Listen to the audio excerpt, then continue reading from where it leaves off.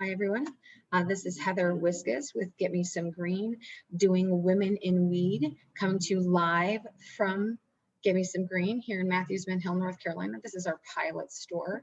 I am one of the owners, and we are sponsored by Unstoppable Lifestyles U Life University. So in this series, we've been talking to various women in the weed and CBD industry, learning how being in this industry has changed their lives, the challenges that they've had, the things that they've discovered. But I want to talk to you guys a little bit about why I started doing this podcast. So unfortunately, my interview today had to cancel due to a family emergency. So let's just hope she's doing well. We will definitely rebook with her. I'm not going to say who, but please check back and know that we have different people every week. So we still have interviews with Buhimi coming up. We've got interviews with a couple scientists, different women in different businesses. So stay tuned every week. But this week, I want to talk to you a little bit about the industry and why I started Women in Weed. So why did I do this? I was raised with a mom that smoked. And I know she hates when I say that, but now it's becoming more open. But in the beginning, saying that you smoked marijuana was absolutely the most taboo way of handling anything. Like, women didn't talk about it. Women never talk about anything. We weren't allowed to. My mom would tell me how, women never talked about how bad their day was. And when she grew up, her mom would never talk about a bad hair day or bad makeup. Like, you just didn't say bad things. Like, you looked perfect when your husband came home and you had your skirt on and your shoes and dinner was on the table and you didn't ask questions until you were spoken to. But that's just not reality. Like, that's just not how things are anymore. And it's interesting to think about how much the world has shifted from just the 50s, 1950s, which was really only 70 years ago.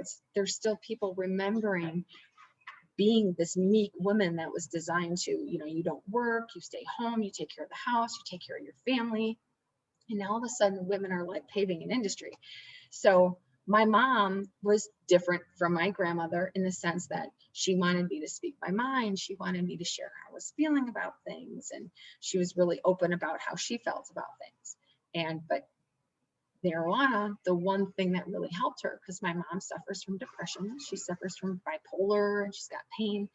The one thing that helped her was still like, shh, don't tell anybody. Don't tell anyone that I do this. Don't tell anyone I smoke this. But it was the one thing that really helped her cope with stress and helped her cope with anxiety and help her cope with everything that she's going through.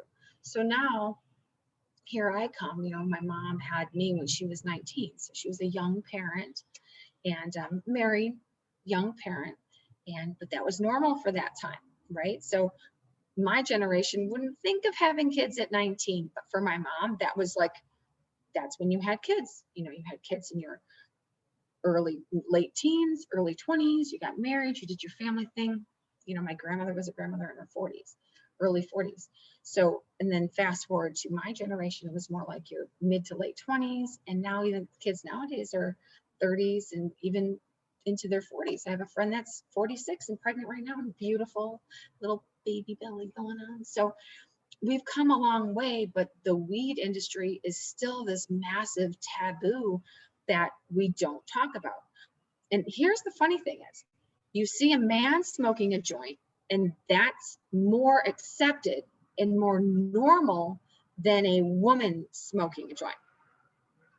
Why is that? So even though it's becoming more readily available, and this is a female plant, it's actually still considered a man's world, or people perceive it. It's more okay for a man to do this than it is a woman to do the same exact thing.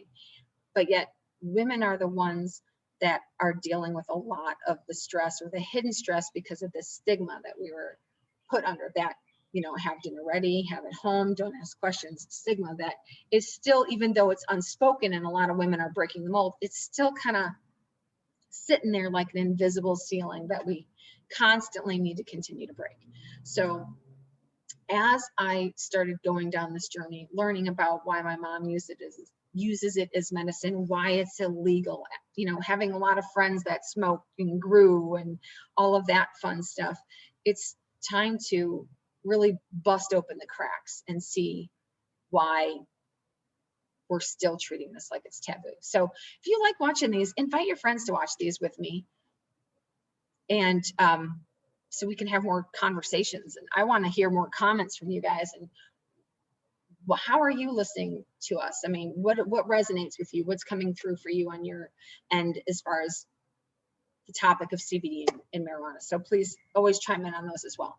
But so here we start stepping into the legalization of this, right? So that happened in approximately 2002, 2004, when the first rec state happened. Like medically, we've gone legal since the 90s. Like there's a state here that went medically legal. And it was like, oh my gosh, the state went medically legal. Oh no, they're prescribing weed. And it was like this huge thing.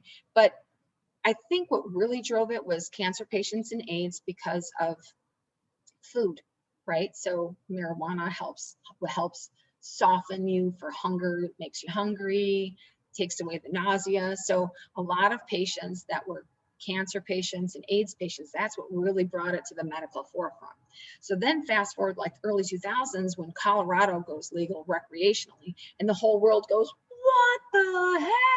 And then California was right on its tail. So that really started a completely different conversation. So from what was once completely taboo in the common like day-to-day conversation, which most people don't know this, but even though we were trained to say this is taboo, don't smoke marijuana, who does that? Oh my gosh, there's another smoke shop. Oh, there's a bong in the window. From a government perspective, we were buying trillions of dollars of industrial hemp every single year to do textiles and papers and other things. So why is it so taboo to talk about using this for something else? So just know that even though you and I may be talking about one thing on the street or in daily conversation, what's happening in the background with the government is completely different. And this topic is no other. So even though we're like, it's taboo, clothes you wear have hemp, oils in cooking had hemp, paper that you use had hemp. So we're on one side, this plant is super taboo. On the other side, we're using it for lots of different things. So keep that in mind. So then all of a sudden, here comes the 2000s, so full circle now, and it's made recreational. Now all those potheads that you saw in the corner, all of a sudden, they're your neighbors. And they're the soccer moms dropping the kid off at school, and they're your teacher after hours, and they're your grandma who said, I've been smoking this in my closet for 20 years. I think it's like all of these people came out of the woodwork, and then it wasn't so taboo anymore. And now more and more people just start saying, I smoke, I smoke. There's songs about it. There's clothes with pot leaves on it. It's been out there forever. There's hieroglyphics that have marijuana leaves. So it's not like it's not been in your face. It's just been in your face, but in the background. It's kind of like that theory. If you don't want to see it, you'll never see it, even though it's right in front of you. But the minute you say you want it, you see it everywhere you look. Like, don't you remember like when you wanted that car as a kid? Like, oh my God, I really want that red convertible Mustang, and everywhere you looked, you saw a red convertible Mustang. So it's marijuana is kind of the same thing. It's always been there. It's always been in the background. It's always been something that people use as medicine. You heard in songs, you heard in clothes, people talk about it. But because it wasn't legal, it wasn't in the forefront of your mind, you didn't notice it. Now it's in your face. You can't drive down a street without seeing a CBD store or a marijuana store in any state. So here we are. I'm in the Bible Belt, literally in the Bible Belt. From a 1 mile radius from my house, there are 18 churches. I think that's about as Bible Belt as one gets. So with that being said, it's now becoming that there's also that many CBD shops. I don't know if that's good or bad. Being a woman in the industry myself, I don't see any of them as competition. I kind of see them as we're all in the same place, trying to do the same thing, trying to educate people on the same thing and take something out of the shadows that should have never been put there in the first place. So that's one of the reasons I got this started, because it fascinates me how something went from this to this in what seems to be almost overnight. So now, early 2000s, we got a couple states that went recreational legal. Now all of a sudden, here we are, 2021, and we've got the Farm Bill 2018, CBD everywhere you look. We've got Delta 8. I know a lot of you are constantly asking me what Delta 8 is. I should do an entire educational series on Delta 8 and CBD vocabulary and all these other stuff. So I will get there, I promise. But this Women in Weed series was really, really important to me as a woman who has used, not only seen my mother use marijuana as a benefit, my grandparents have used it as a benefit, my in-laws have used it as a benefit for pain, my friends have used it, my husband has used it, but I've used it. And I, as a mother, have had to use it with my own children because the things that doctors were telling me were not working. So part of my story really relates to when my son was born. He just had a lot of different issues. I was of advanced maternal age. I say that very loosely because I don't really understand what that means per se, but I was of advanced maternal age. So there was just issues with him. He had sensory processing issues when he was little, and what the doctors were telling me didn't make sense. It just felt like he was out of balance, but he had something called apraxia, and changing his food helped, but then they wanted me to put him on medications, and and when I say they, I mean the educated medical practicing community. And it made me very confused. And after I sat with it, I'm like, you know what, we're going to change him with some just nutrition. We went strictly organic. I started to introduce hemp medicine into his foods. As far as fatty acids and the DHA, they're off the charts. I mean, for those of you that have done the homework on the benefits of hemp as a food, not necessarily as a medicine, but as a food, the benefits are absolutely outstanding. And that's also when I found a lot of the other therapies that I've been working with. But as a mom, it was super embarrassing because all of a sudden here I am giving my children seemingly weed. But it helped. You know, I started having my daughter take CBD, and it started helping with her ADHD. I mean, what parent has not been told their kid has ADHD? Please. I mean, honestly, I don't know if there's a parent out there that can really talk to me about a kid that's not been diagnosed with something. In some ways, I almost feel like our medical community wants to find something wrong with every child and every person on earth. I know that's not true, but there are days that it really does feel that way, because realistically, doctors are there to help you discover what's wrong. They're very frequently or infrequently there to tell you what's right. And that doesn't make their job wrong, because that's their job. A mechanic does not tell you what's right with your car. He fixes what's wrong with your car. So doctors are like mechanics for your body. You go to them when you're broke and they fix you. I want to be there when you're healthy and help you stay that way. So that's really the difference between like a nutraceutical or a hempoceutical medicine or a food-based medicine versus a medicinal. So when I say, you know, it felt like this as a mom trying to balance out a son with needs and a 5-year-old at the same time, you get these feelings towards the medical community. I realized that's not the right answer, but when I started giving my son hemp medicine and he started talking and things started changing in a really positive light for him, I knew what it did for me, but I smoked it, recreationally.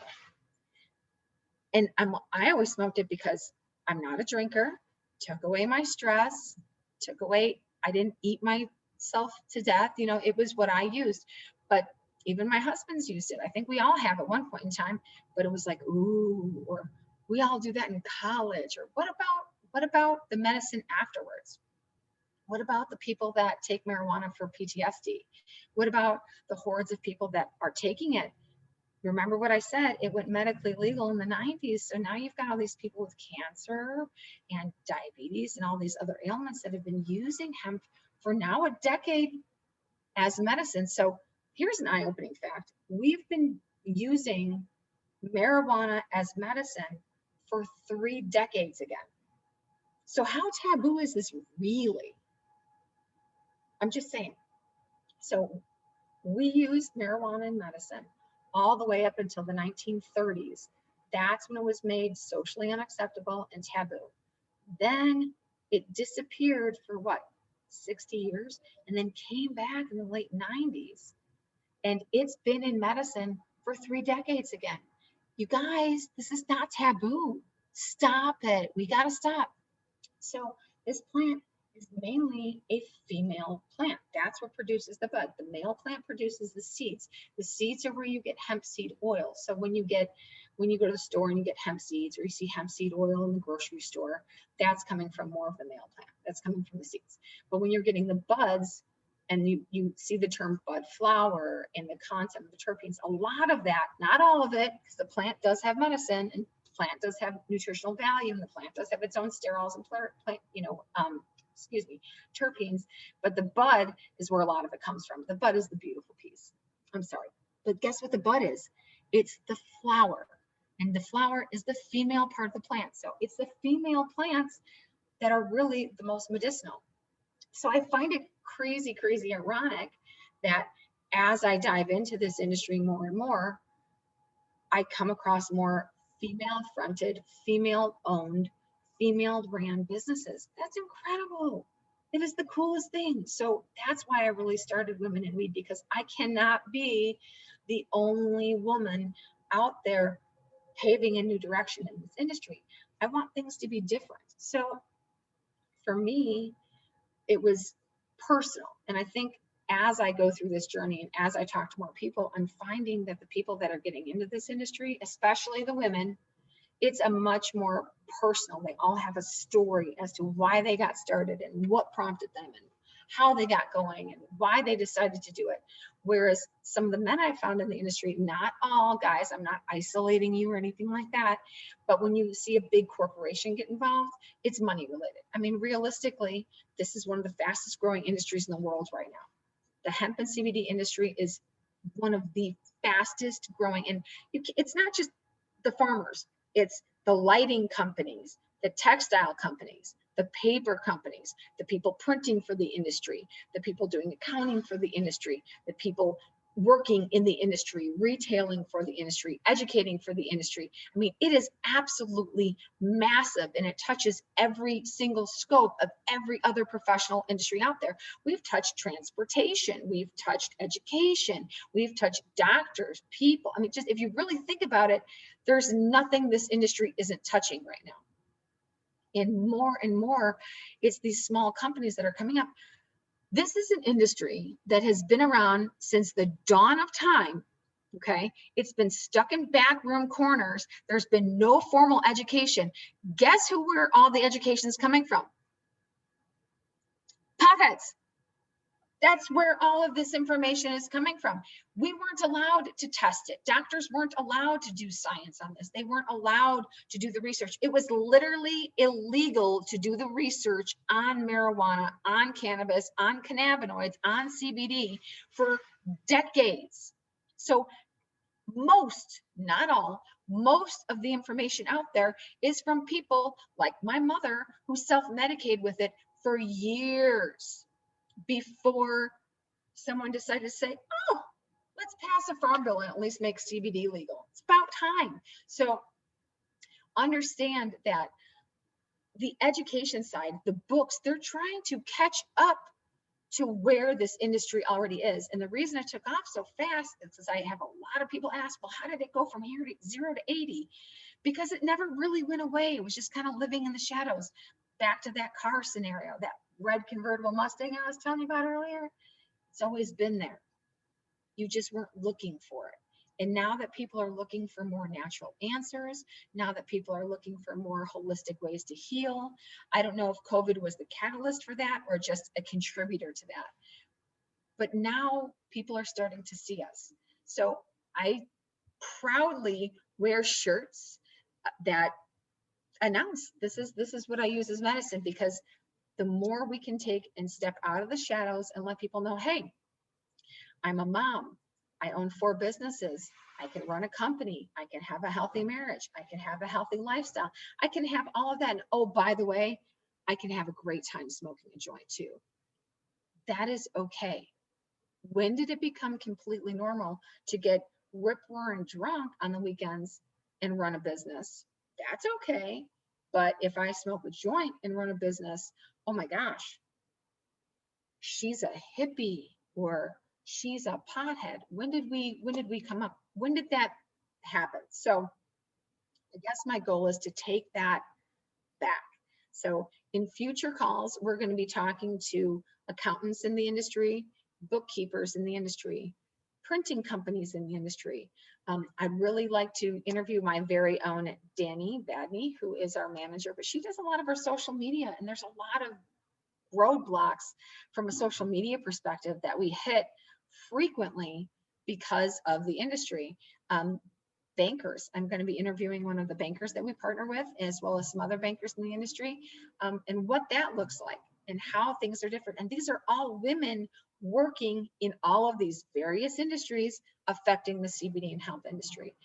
Like I said, it touches everything under the sun. So if there's a topic that you want to talk about, or a woman in the industry you'd like me to interview, or maybe you are a woman in the industry and you have a great story you'd like to share, please PM me, message in the comments, reach out to us. My name is Heather, Get Me Some Green. You can even email me, heather@getmesomegreen.com. I would love to hear from you. But it's really important that women start sharing their voice. This is the first time in history that an industry is coming up. It's a female plant. It's mostly female run. We could actually have an industry that is literally female fronted on every level. And I'd really like to see that happen, just because it's been a long time coming. And realistically, it's, again, it's a female plant, guys. But if it wasn't for females, we wouldn't even have this industry to talk about. So let's honor it and give it what it deserves. Also, stay tuned on our YouTube channel. Please check it out. It's Get Me Some Green on YouTube. We've got lots and lots of videos out there, both educational as well as our coffee talks with Ken. We always post those.